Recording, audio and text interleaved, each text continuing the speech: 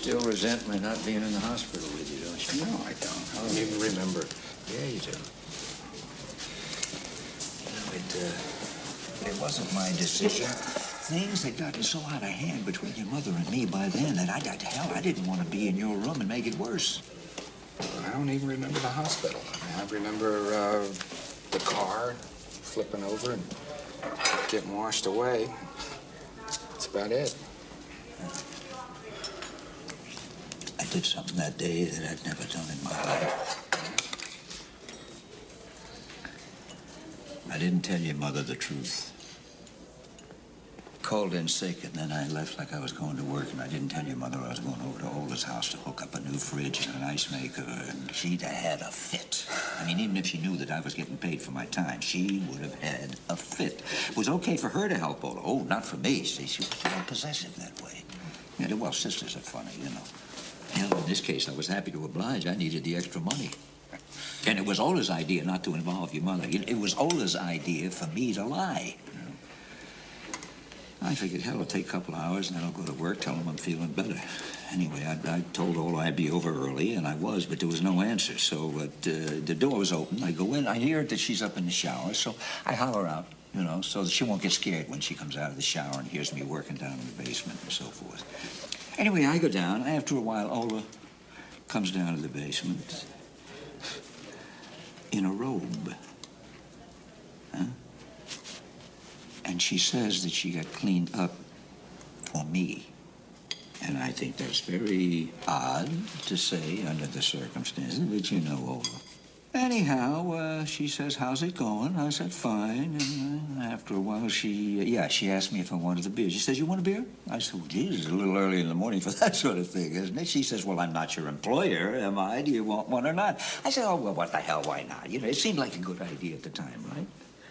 She comes back with 2 beers. I tell you, every time I finish a beer, boom, there's another one in my hand. Christ, now we're up in the kitchen, and I'm having trouble making the joints, because I'm on my 4th or 5th beer.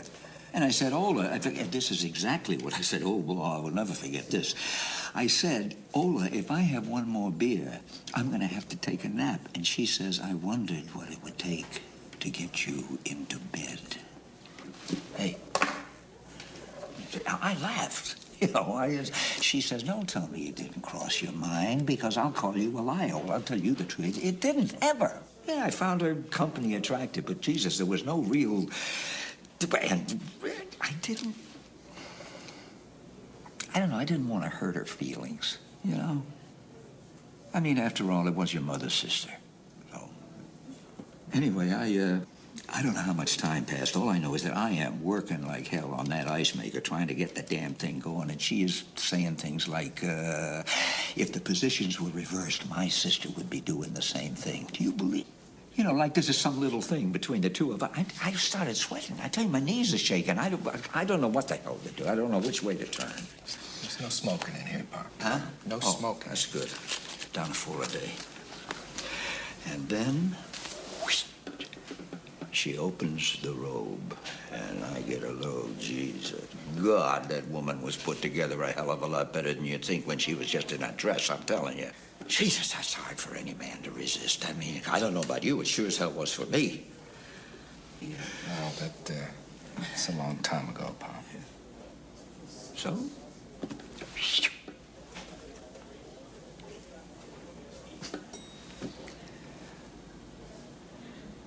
Neither of us heard your mother come in. God almighty.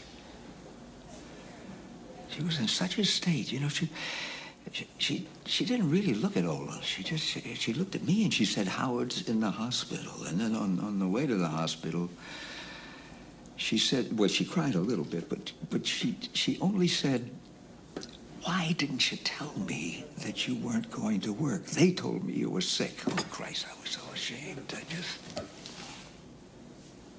It was an unlucky day, you know, bad timing. But I'll tell you, that first day in the hospital, your mother and I stood side by side while those doctors reported to us. And most of the news was bad, but still, we stood there together. We took it together.